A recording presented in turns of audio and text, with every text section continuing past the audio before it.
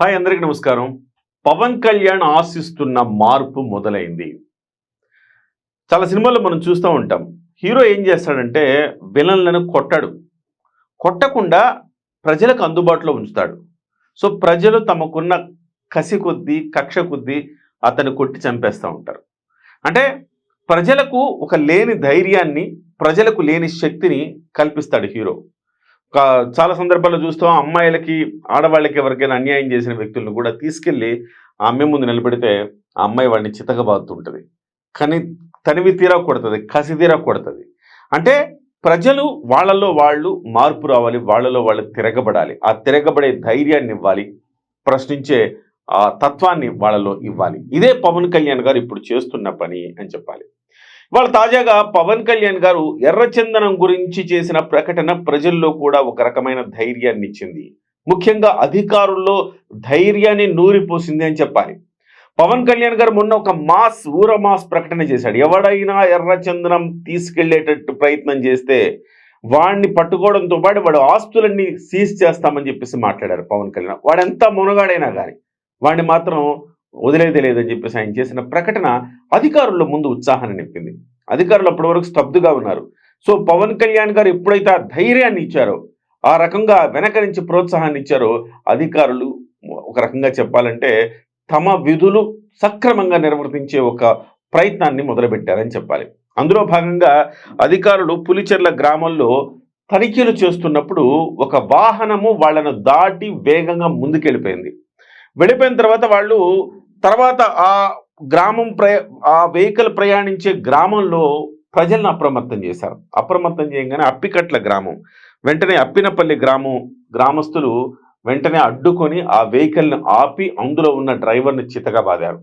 అప్పుడే ఆ గ్రామంలో ప్రజలు ఎప్పుడైతే అడ్డుకోవడం మొదలుపెట్టారో అప్పుడే ఇద్దరు దిగి పారిపోయారట. అందులో ఉన్న ఎర్రచందనం దుంగల్ని అధికారులు స్వాధీనం చేసుకున్నారు. ఇది కదా పవన్ కళ్యాణ్ గారు ప్రజల నుంచి ఆశించేది. అంటే ఏదో ప్రతిదానికి పవన్ కళ్యాణ్ గారు వచ్చేసి ఏదో చేసేస్తారు, శిక్షలు వేసేస్తారు, ఇది కాదు.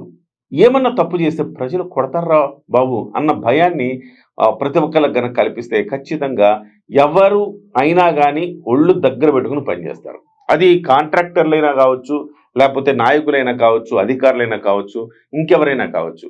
డెఫినెట్గా అందులో భాగంగానే పవన్ కళ్యాణ్ గారు రోడ్లను ఎవరైతే రోడ్డు వేస్తున్నారు, ఎందుకు వేస్తున్నారు, ఎప్పుడు వేస్తున్నారు, ఎలా వేస్తున్నారు అనేది మొత్తం కూడా దీంట్లో వెబ్సైట్లో పెట్టమన్నారు. ప్రజలకు ఆ యాప్ ద్వారా సమాచారం అందించాలి.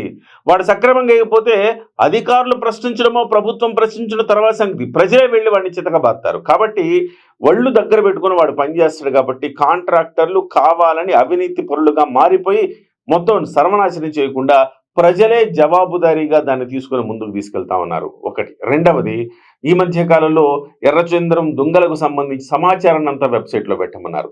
అలాగే అటవీ సంపద మొత్తాన్ని సమాచారాన్ని వెబ్సైట్లో పొందుపరచమని చెప్పాడు. తద్వారా ఎవరెవరు అటవీ సంపదను దోచుకుంటున్నారు, ఎవరెవరు అక్రమంగా ఆక్యుపై చేశారు అనే విషయాలన్నీ కూడా ప్రజలకు తెలియాలి అని పవన్ కళ్యాణ్ గారు భావిస్తూ ఉన్నారు. అందులో భాగంగానే ప్రజలను భాగస్వాములు చేయటం, పరిపాలనలో ప్రజలను జవాబుదారీ చేయటం, అంటే వాళ్ళ హక్కులను వాళ్ళు కాపాడుకోవాలి. ఇది మన సంపద కదా. అరే మన భూములు, అటవీ భూములు అంటే ప్రజల భూములు కదా.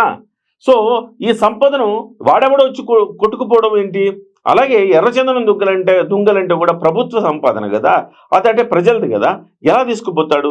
రోడ్లు వేయడం అనేది కూడా ప్రజల సొమ్ముతో వేస్తున్న రోడ్లు కదా, వాడు ఇష్టానుసారం ఎట్లేస్తాడు? కాబట్టి ప్రజలు ప్రశ్నించే రోజు రావాలని పవన్ కళ్యాణ్ గారు ఆశించారు. ఇవాళ ఆ రోజు రానే వచ్చింది. అప్పినపల్లి గ్రామస్తులకు మనందరం కూడా అభినందనలు తెలియచేయాలి. సాహసోపేతంగా ఎర్రచందనం దుంగల్ని వెంబడించి పట్టుకుని పోలీసు అధికారులకు అప్పగించారు. అటవీ అధికారులకు హ్యాట్స్ ఆఫ్ టు అప్పినపల్లి గ్రామస్తులు. పవన్ కళ్యాణ్ గారు ఈ అంశం తెలిసిన తర్వాత వాళ్ళను అభినందించారు. సో మార్పు మొదలైందని మనం భావించాలి.